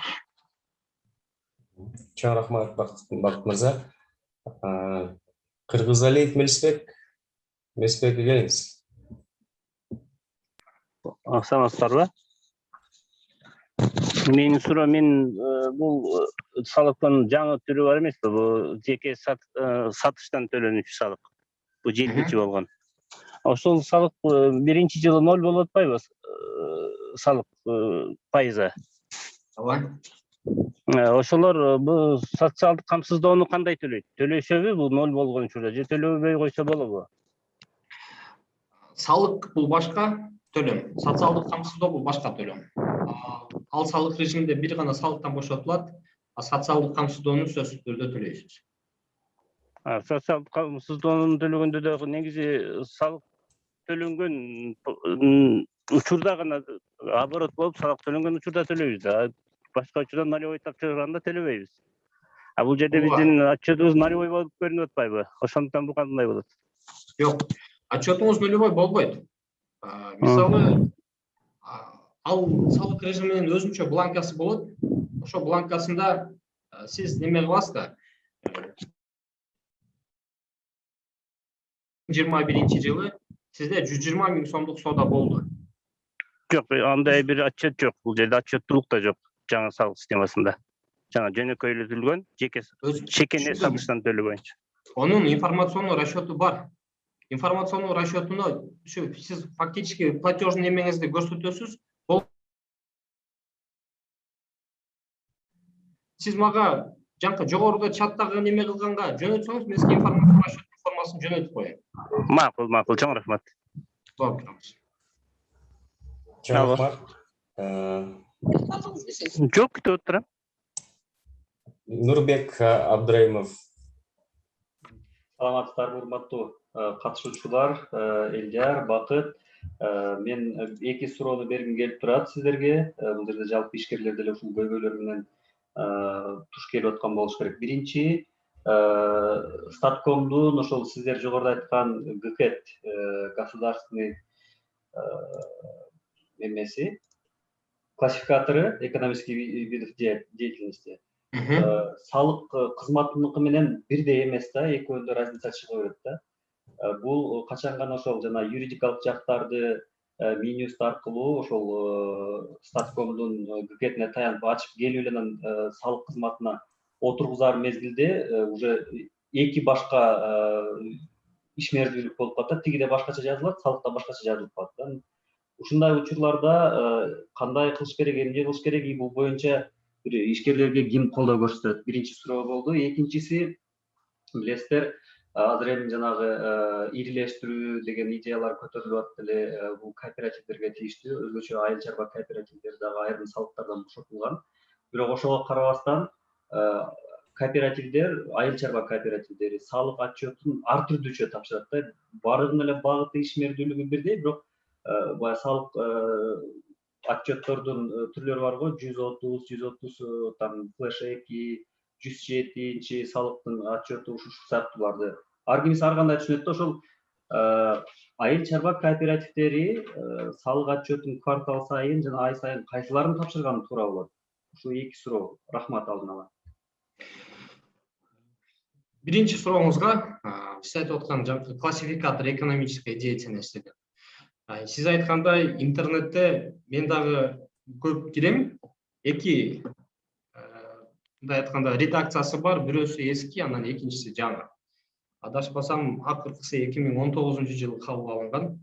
Мына салык инспекциясындагы ГКЭД ошо 2019 жылы бекитилген классификатор болуп саналат. Статистикадан загрузка кылсаңыз дагы, мен адашпасам, эки редакциясы бар. Мүмкүн сиз эскисин загрузка кылып алгандырсыз. Ошондуктан айырма чыгып атат окшойт. Негизинен бирдей эле. Эгерде физикалык жак боло турган болсо, жеке ишкер боло турган болсо, күбөлүгүндө же болбосо кошумча баракчасында башкача бир код туруп калды, анан сизге ал код керек эмес, сиз аны башкага алмаштыргыңыз келип аткан болсо, салык инспекциясына барып, арыз менен эле кайрылып, ошол эски сизге керек эмес ишмердүүлүктүн түрлөрүн өчүрүп, башкага өткөзүп, жаңы код койдуруп алганга мүмкүнчүлүгүңүз болот. Сурооңузга туура эле жооп бердим окшойт. Экинчи сурооңуз, бул жаңкы айыл чарба кооперативдери кайсыл салык отчетторун тапшыруусу шарт деп айтып атасыз. Бул кооперативдерге дагы биринчи мисалга келтирейин, коммерциялык эмес уюмдар жөнүндө. Коммерциялык эмес уюмдар, мисалы мекеме, фонд деп айтайын, алар подоходный налог деп эле каралат, анан единая налоговая декларация деп каралат параметринде. Бирок өзүнүн ишмердүүлүгүндө кандайдыр бир акылуу кызмат көрсөтө турган болсо, коммерциялык ишканаларындагы салыктын түрлөрүн кошконго салык инспекторлору акылуу да. Кудум оштой эле айыл чарба кооперативтерине дагы таандык. Эгерде стандартный кыла турган болсоңуз, коммерческий кооператив болгондон кийин, коммерциялык структура болгондон кийин сөзсүз түрдө налог с продаж,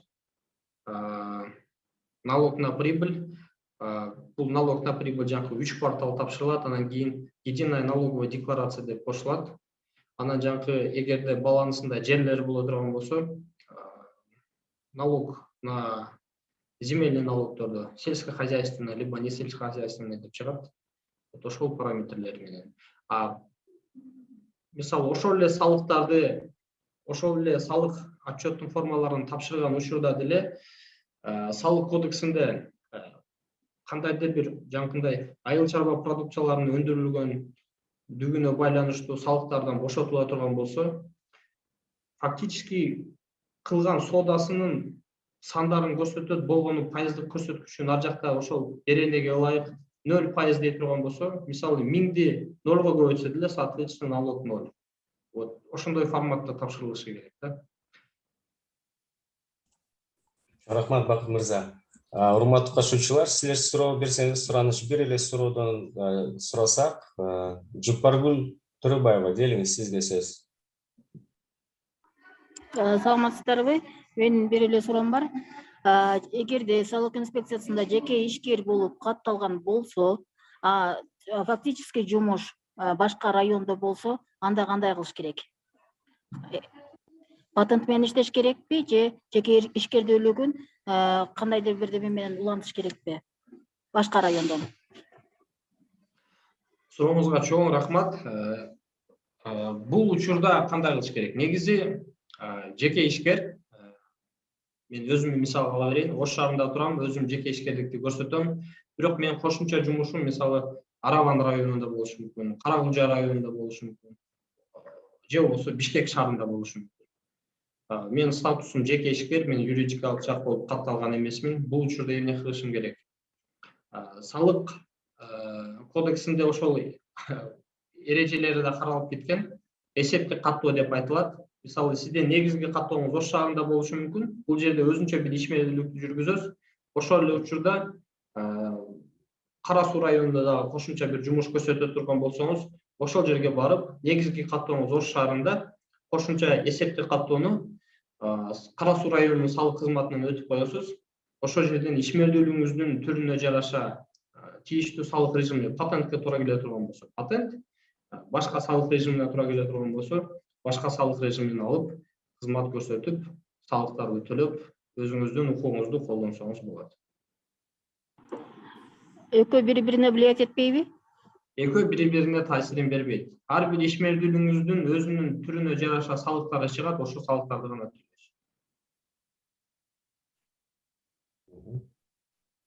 Сиз мисалга айтсаңыз, азыр сиздин негизги каттооңуз кайсыл жерде турат? Азыр менин негизги каттоом Кара Сууда дыйкан чарба болуп турат. Анан Ошто мен ашкана иштетем. Биз эмне дыйкан чарбаны кече жакында эле өзүмө неме кылдырдым, өткөзүп алдым.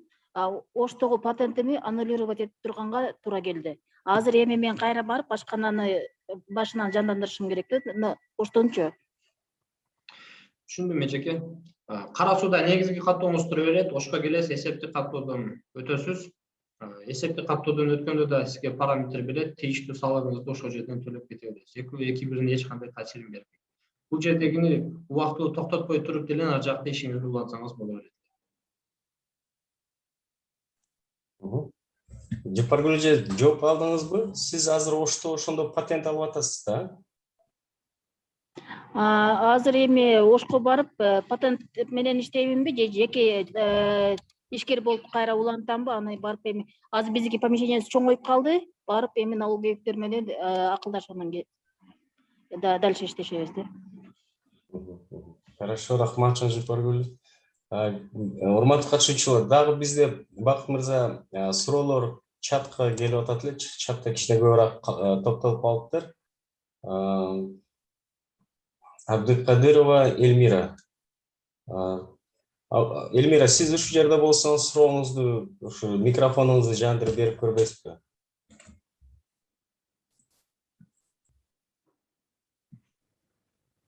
Саламатсыздарбы? Менин суроом мындай суроо менде көп болуп жатат да. Менин сиңдим азыр кондитерский цех ачайын деп жатат да. Азыркы учурда анын өзүнүн иштөө багытындагы нерселери кичине да. Ал ЧП кылып эле ачкан ыңгайлуу болобу? Потому что ЧПда мен билгенде ай сайын патент төгүлөт да, по страховым взносам деп төлөнөт го. И по этой налоговой деятельности, страховой деп где-то 1,5 миңдей төгүлөт да, менин билишимче. Анан ошол эле учурда осо кылып ачса, ал белгилүү бир кирешенин эсебинен какой-то процентти гана төгөт да. А кайсы бири ыңгайлуу? ЧП менен осонун айырмасы. Салыктын түрлөрү кандай? Эки жакка, эки ЧПда отдельно, осуда отдельно болобу? Вид деятельностька карата или экөөнө бирдей эле салык чыгымдары төлөнөбү мамлекетке? Чоң рахмат Элмира эже сурооңузга. Эгерде чакан кондитердик цех боло турган болсо, бул кондитердик негизи цехке тандык дагы башка аракеттерди кошо айта кетейин. Биринчиден, ушу каттоо процедурасында негизи ыктыярдуу патент, бул эң оптималдуу. Анткени патент алганда дагы негизи мамлекет тарабынан атайын скидкалар каралган. Эгерде 3 айга алдын ала төлөсө 5%, 6 айга алдын ала төлөсө 10% деп. Эгерде мүмкүнчүлүк болсо, ушул мындай бир шарттарды колдонгонго да мүмкүнчүлүгүңүздөр болот.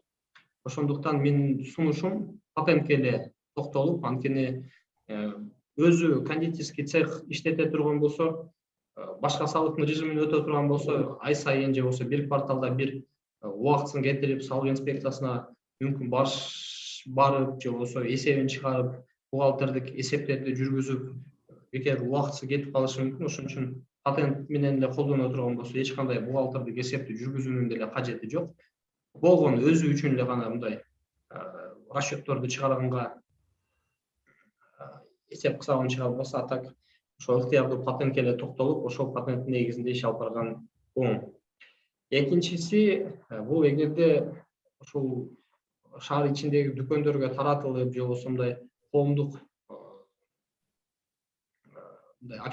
общественное питание деп айтайын, коомдук тамактануу, кафе, ресторандарга да таратылып сатыла турган болсо, бул продукцияны эртеге отравление болуп калышы мүмкүн, же дагы башка бир нерселер болушу мүмкүн. Ошондуктан сертификация деп айтылат.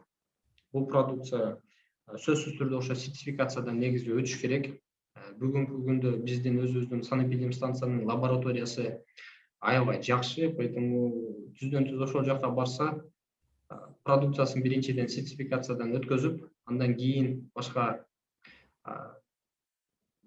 кийин гана мындай соода саттыкка чыгарганы оң. Сиз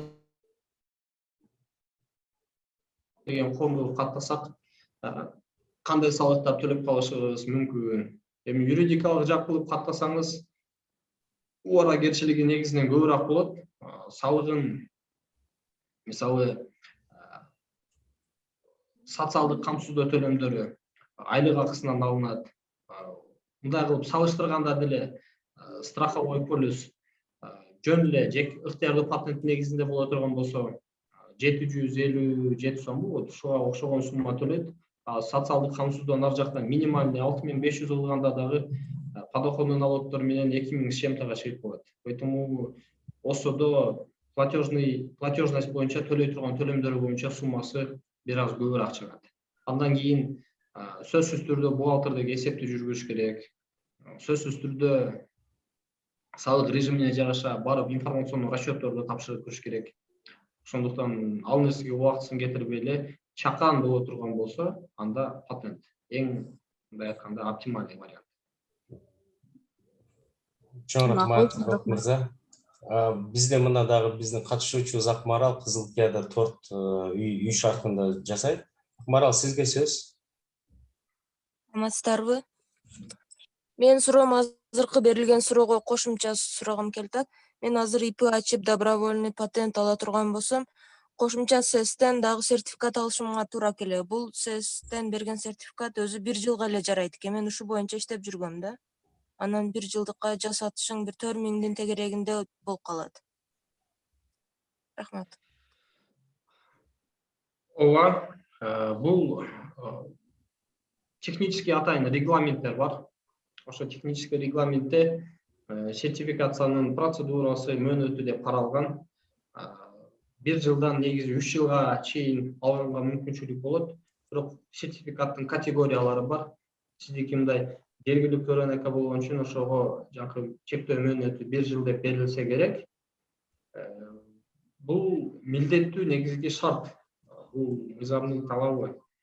Анан мен сизге азыр кааласаңыз болот, кааласаңыз болбойт деп айта албайм. Азыр мындай туурасы анан мыйзам чегинде кандай десеңиз, негизи ал тартиптен өтүү бул милдет. Сөзсүз сертификациядан өтүшүңүз керек. Анан сөзсүз түрдө маркировка пищевой промышленности деп атайын дагы бир техникалык регламент бар. Мисалы, сиз өндүргөн тортто кандай маалыматтар камтылышы керек? Бул ким өндүргөн, кайсыл жерде өндүргөн, составында эмне бар, жанакындай калорийность 100 грамм продукт ошого кондитерский продуктта канча белок, канча жир, составы, сактоо мөөнөтү, чыгарылган мөөнөтү, ошого баардык маалыматтар камтылышы керек. Ал мыйзамдын талабы, и это в обязательном порядке. Рахмат, Шамбат мырза. Эми бизде чатта дагы суроолор бар, ошолор уруксат берсеңиз мен тез окуп койсом. Каныкей жазып жатат. Саламатсызбы, мамлекеттик кызматкер бирдиктүү салык декларациясы туура эмес толтурган учурда салык салуу кызматынын сайтынан электрондук дарекке кандайдыр бир кабарлоо келиши керекпи дейт. Ошо сурадан рахмат жооп бергениңизге дейт. Негизи сиздерге жанакы жогоруда айтып кеттим, личный кабинетке доступ алгандан кийин баардык отчеттик формаларын ошол сайт аркылуу тапшырганга мүмкүнчүлүгүңүздөр болот. Бирок эгерде сиздер кете турган болсо, мындай техникалык жактан кээ бир жерлерин толтурбай койгон болсоңуздар, анда сиздин декларацияңыз кабыл алынбады же болбосо сиздин отчетуңуз кабыл алынбады деп келет. Анан экинчи жагы бул баардыгын сиз туура толтурдуңуз, болгону кээ бирки сандык көрсөткүчтөрүн туура эмес көрсөтүп алсаңыз өзүңүздүн жеке катачылыгыңыздан, анда салык инспектору сиз кандай маалымат берсеңиз, ошол маалыматыңызды кабыл алып, обработка кылып базага киргизет. Кийин эгерде өзүңүз байкап калсаңыз, отчеттордун башында сөзсүз түрдө атайын птичка менен белгиленген 3 мындай айтканда квадратиктер бар. Бул жанакы первоначальный, уточненный, анан ликвидационный деп. Ошондуктан эгерде первоначальныйды тапшырган болсоңуз, туура эмес кетип калган болсо, уточненный кылып туруп, кайра баштан тапшырып койсоңуз болот. Бирок, жана мен айткандай, техникалык кайсы бир жерлерин толтурбай койсоңуз маалымат келет. Анан баардыгын толтуруп, сандык көрсөткүчтөрдү гана туура эмес көрсөтүп алсаңыз, ал салык инспектору аны көзөмөлдөбөйт, карабайт, санабайт, анткени ал маалымат болгону сизде гана болот. Ошондуктан мына жерде туура эмес сан көрсөтүп койсун деп сизге айтып, кошумча маалымат жөнөтпөйт. Чоң рахмат Бакыт. Бизде да катышуучулар сурап атышат, записти каяктан көрсөк болот деп. Урматтуу катышуучулар, мен сиздерге чатка биздин шилтемелерди таштап койдум. Биздин PickKG-ге кирсеңиздер болот. Ошол аркылуу дагы социалдык тармактагы шилтемелерди тапсаңыздар болот. Видео албетте көрө аласыздар. Бизге бир убакыт бересиздер. Бул видеону монтаж кылып, анан кийин өзү чыгат. Дагы суроолор келип атат. Алдияр сурап атыр, бизде азыр патент менен иштеп атабыз дейт. Ошо кылыш керек болуп жатат, кантип кылсак болот? Патенттин негизинде эгерде иш алып барып аткан болсоңуз, азыркы учурда мен айткандай эле биринчи кеңешиңиздер керек. Анткени юридикалык жакка аттанып, ошондой чечимди кабыл алаардан мурун бир катар таразага салып, эсебин чыгарып, тийиштүү адамдар менен кеңешип, болбосо биз менен байланышсаңыздар кене маалымат беребиз. Анан ошого жараша акыркы чечимди кабыл алганыңыз туура болот. Ал эми биротоло чечим кабыл алынып ача турган болсоңуз, патентиңизди барып аннулировать этип, арыз жазсаңыз, ошо салык кызматына барып, патентиңизди токтотуп, жокко чыгарып берет. Андан соң жанакы кат кагында юстиция башкармалыгына барып, тиештүү документтерди тапшырып, каттоодон өтсөңүз болот. Эгерде убактыңыз тар боло турган болсо, же болбосо иш кагаздарын иштеп чыгууда сиздерге кандайдыр бир проблемалар боло турган болсо, же кыйынчылыктар болуп аткан болсо, бизге келсеңиз, биз акысыз негизде жардам бергенге даярбыз. Ошол. Чоң рахмат. Дагы белгилеп кетейин, алысыраак жерде болсоңуз, бизге онлайн форматта деле байланышсаңыз болот, тийиштүү маалыматты берсеңиз, биз сизге даярдап, электрондук форматта ошол документтерди иреттеп кайра жөнөтүп беребиз. Чоң рахмат. Нурсултан, келиңиз, сизге сөз.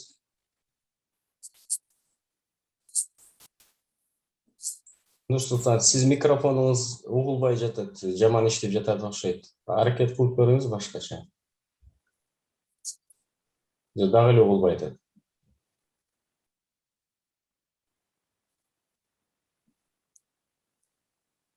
Нурсултан, сиз чатка жазып көрүңүз. Биз Нурланбек Калдыбаев, сизге сөз. Рахмат, Элдер. Семинар абдан кызыктуу темада уюштурулуптур. Уюштуруучуларга, ПИАК кызматкерлерине чоң рахмат. Бакыт мырза, мындай суроо бар эле да. Жана башында да бирөө берди, мугалимчилик боюнча. Мына некоммерческий учреждение болгон болсо, бизде ошондой мекеме бар. Анан бизде деген ошол анча-мынча производственный иштер да болуп турат да. Анан сиз айттыңыз, аны уставдык максаттарга гана жумшаш керек деп. Анан ошол уставдык максаттарга жумшаганда деле кандайдыр бир продукция өндүрүп, анан ошону жумшаган болсок, налог с продаж төлөшүбүз керек болобу? Эгерде төлөгөн болсок, анда кандай декларациябы же ага отдельный патент алыш керек? Шуну түшүндүрүп берип кое аласызбы? Коммерциялык эмес уюм болуп саналып, бирок акылуу кызмат көрсөтө турган болсоңуз, ондо бир эле салыктын түрү кошулат сиздерге, кошумча жанагы налог с продаж деп.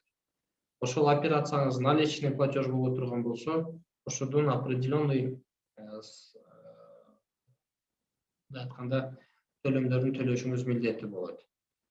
Кошумча башка патент алуунун кажети жок. Патентти юридикалык жактарга, сиз айтып аткан ыктыярдуу патентти юридикалык жактарга бербейт. Сиз болгону салык инспекциясына барып, жана салык параметри деп айттым го, биз акылуу кызмат көрсөтөбүз. Ошондуктан ушундай кылып көрсөтүп киргизип бериңизди суранабыз деп арыз жасаңыз, сизге параметриңизге кошуп киргизип берет. Андан кийин секин ошол отчетторду тапшырып, тийиштүү расчетторду чыгарып, төлөмдөрдү төлөп, эме кыла бересиз. Жана жогоруда айткандай эле, эгерде көрсөткөн кызмат акыңыздан түшкөн акча менен ошол кызмат көрсөтүүгө жумшалган акчанын ортосундагы айырмасы, пайдасы бул ошол уставда каралган максаттарга гана жумшалуусу керек. Анткени ошол коммерциялык эмес уюмдун түз максаты ошол. Ал түзүлгөнү социалдык маселелерди чечүү, ал жерде кандайдыр бир пайда табуу максаты деп мыйзамда дагы, сиздин уюштуруу документтериңизде дагы каралган эмес. Ошон үчүн бизде бир гана мүмкүнчүлүк бар, эгерде сиз жеке сектордо болсоңуз, эми эмне кылам, мен негизи коммерциялык структурага айланышым керек, башында ушундай болуп катталып калыптыр десеңиз, ондо реорганизация деген процедура бар, преобразование деген түрү бар. То есть мекемеден жоопкерчилиги чектелген колго реорганизация аркылуу коммерциялык структурага алмаштырып, юстиция башкармалыгы тарабынан кийин салык инспекциясына алып келип, башынан каттоого туруп, салык параметрлеринизди өзгөртүп, пайдаңызды кийин колдонууга мүмкүнчүлүгүңүз болот. Түшүнүктүү, чоң рахмат. Биздеги жана услуга дегениз ал одноразовый эле болушу мүмкүн да, ошого сураганым. Кээ бир учурларда гана. Рахмат. Макулуңуз. Чоң рахмат. Бакыт мырза, сизден сурап кетейин, убактыңыз кандай болуп атат? Бизде уже 1 саат 47 мүнөт болуп атат. Дагы канча убактыбыз бар? 6-га чейин деп негизи белгиленген. Ошондуктан дагы 13 минута болот экен. Хорошо. Анда Акмарал, колуңузду көтөрүп атасыз, келиңиз. Дагы бир суроом. ИП ачканда мен көбүнчө билишимче фамилия менен ачылат да, туурабы? Анан кээ бирки жерлерде ошол фирманын же компаниянын аты менен да кетет. Ошондо кандай болуп калат? Мисалы, мен кондитер цех ача турган болсом, ИП Мамажанова болобу же ИП, например, Татууленд? Экөө тең можно.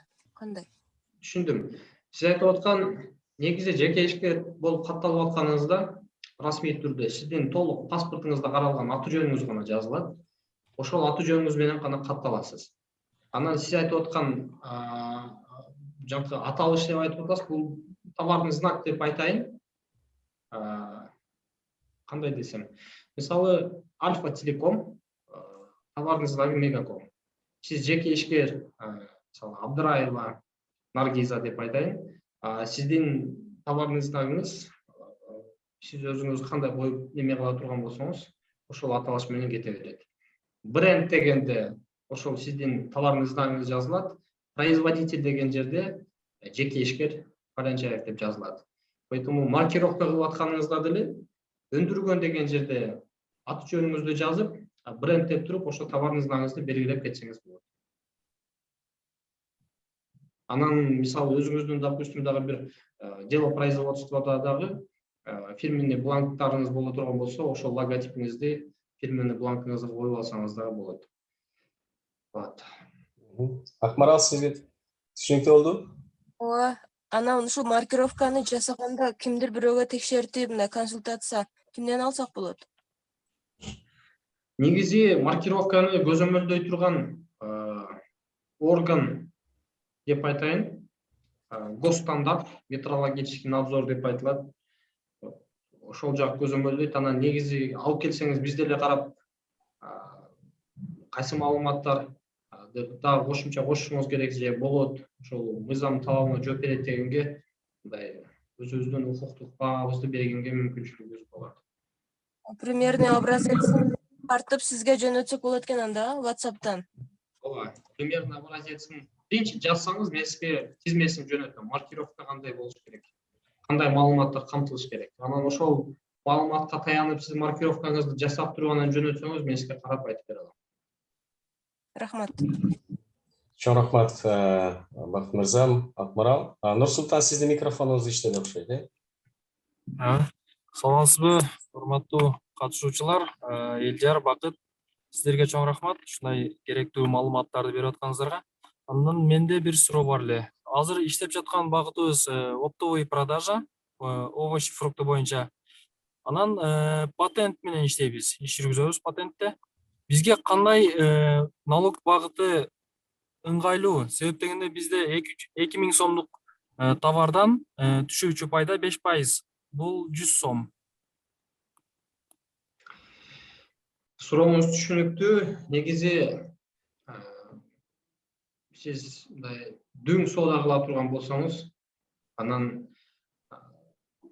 мамлекетте алдабай иштеймин, таза иштеймин деген ниетиңиз боло турган болсо, биринчи кезекте отуруп алып, сиздин бир жылдык операцияңыз жөнүндө маалыматыңыз бар боло турган болсо, ошол маалыматыңыз менен жекеме жеке келип бөлүшсөңүз, эгерде ачыктап бере алам десеңиз, ошого жараша анан мен сизге кеңеш бергенге мүмкүнчүлүгүм болот да. Анан азыр мынал салык режимге өтүң деп айтыш мен үчүн оор.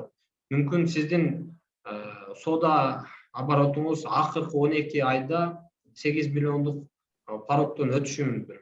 Эгерде 8 миллиондук порогдон өтө турган болсо, анда сиз жалпы салык режимин өтөсүз, сөзсүз түрдө. Анан оптовый торговляда сөзсүз түрдө контрольно кассовый машина болот.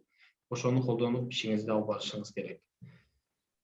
Анан жалпы салык режиминде кандай төлөмдөр чыгат десеңиз, биринчиси бул налог с продаж, соода саттыктан болсо 2%. Анан НДС платежи болуп кете турган болсоңуз, ондо 1%га түшөт. Операцияны безналичный кыла турган болсоңуз, ондо 0%га түшөт налог с продаж. Андан кийин налог на прибыль, бул сиз бирөөдөн сатып аласыз, бирөөгө сатасыз. Ортосундагы айырмасы жанагы сиз айтып аткан 5%. 5%дын жаңкы арендаңызды, колуңузда иштеген кызматкерлердин айлык акысын, башка чыгымдардын баардыгын чыгарып, анан таза пайдаңыздан 10% төлөйсүз. НДС платежиге өтө турган болсоңуз, кошумча 12% НДС төлөйсүз. НДС дегенде бул жалпы суммадан 12% алынбайт. Мисалы, сиз бирөөдөн сатып аласыз, же болбосо чет өлкөдөн алып келе турган болсоңуз, импорт кылып, мисалы Өзбекстандан. Границадан өтүп атканда, соответственно, ол жерде растаможка болуп, НДС автоматически төлөнөт. Бул жака келип 100 сомдук продукцияны Өзбекстандан алып чыгып, бул жерге 120 сомдо сатсаңыз, сиз 20 сомдон гана НДСин төлөйсүз. Анткени 100 сомдун НДСи границадан өтүп атканда уже автоматически төлөнөт. Поэтому ушундай расчеттор бар. Азыр мен сизге так бир нерсе деп айтып бере албайм. Ошондуктан биринчи келип, туура расчетту берсеңиз, мен сизге бир кеңеш бергенге мүмкүнчүлүгүм болот. Рахмат чоң. Чоң рахмат. Гүлжан эже, колуңузду көтөрүп атасыз, келиңиз. Алло, саламатсыңарбы элдер, саламатсыңбы мырза. Мен интернеттин начар болгонуна байланыштуу кирип чыгып жакшы түшүнбөй калдым окшойт. Ошентсе деле ушул суроону бергим келип атат да, билип тактап алгым келип атат. Мисалы мен тигүү тармагында иштейм. Анан көбүнчө клиенттерибиз Россия, Казакстан өлкөлөрү болгондуктан кээде юридикалык документти да сурайт экен да. Ошого мен жеке ишкер болуп катталсам жакшыбы, ОСО болуп катталсам жакшыбы? Мен азырынча жаңы баштоочуларданмын да. Сурооңуз түшүнүктүү эжеке. Эми баштап оборотко кирип Жеңил өнөр жайына Кыргыз Республикасында аябай жакшы шарт түзүлгөн салык жаатында. Бул биринчи, сиздерге мүмкүнчүлүк берилет. Сиздин цехиңизде канча машинка бар? Мисалы 10 машинкага чейин определенный бир суммадагы патент төлөнөт. 20 машинка боло турган болсо, ошол патентиңизге дагы ошондой бир сумма кошулат.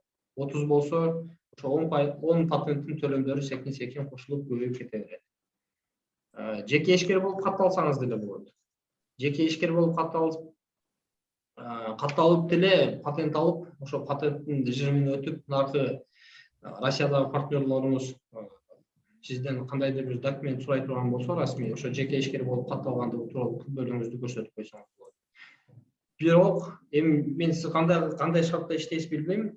Мен билгенден көпчүлүк мындай чакан цехтер мындай крупный бир поставщиктердин буйрутмаларын аткарып, ошолорго анан тигип берет. Ошол жерде баардык продукция топтолуп, бир бренд менен анан кийин чет өлкөгө чыгат да. Сиздердики деле негизи ошондой шартта кетет. Биздики деле ошондой эле, ошол Россиянын буйрутмасы менен аткарабыз да кээде. Алар ал жакта эмне болуп атат билбейбиз. Мисалы Бишкекте Текстиль деген бир жоопкер бир компания бар деп айтайын. Россиядагы компания ошо текстилге заказ берет. Россиядагы компанияга поставщик текстиль болот.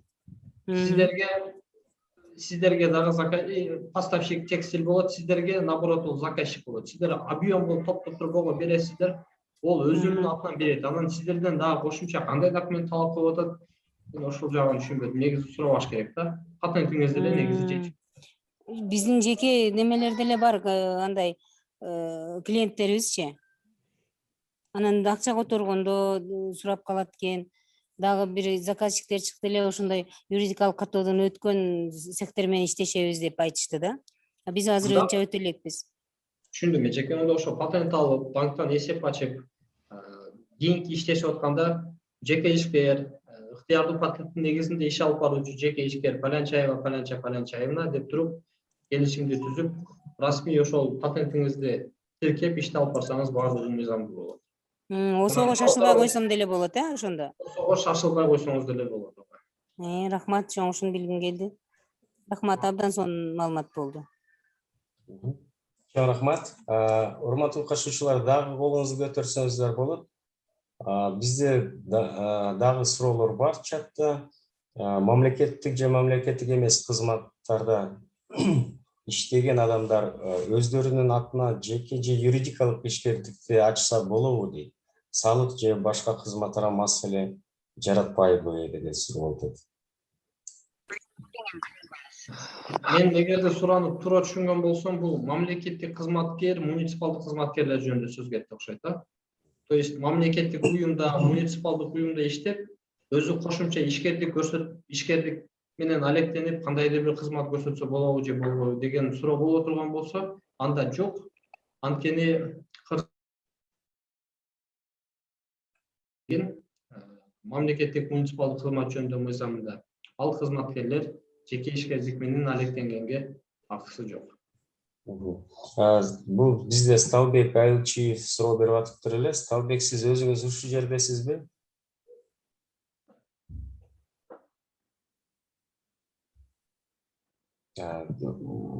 Жок болуп атат окшойт.